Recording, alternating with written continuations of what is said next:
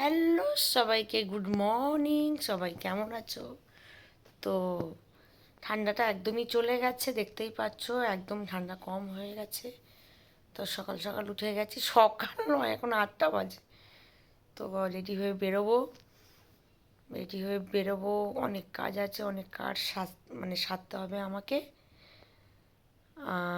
আমার ছেলের স্কুল আছে, ছেলের টিফিন করব, সকালের খাবার করব, আমি বেরোবো, রান্না করব, আর আমি অনেক জল ফল খাবো, লেবু জল, এই জল সেই জল সব খাবো, চা পানি খাবো, তারপর বেরোবো, অনেক অনেক কাজ আছে।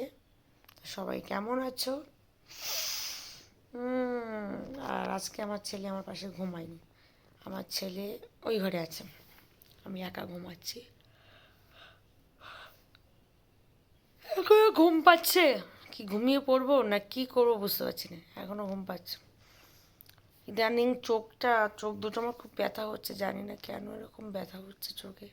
চোখের কি কোনো পাওয়ার টাওয়ার বা কিছু হলে কি চোখ ব্যথা করে? সবাই একটু কমেন্ট করে আমাকে জানাও তো, কেন এরকম চোখ ব্যথা করছে? শুধু চোখ ব্যথা না, মাথা ব্যথা করছে, ঘাড় ব্যথা করছে। তো চলো সবাইকে টাটা টাটা টাটা, অনেক কাজ আছে, সারতে হবে।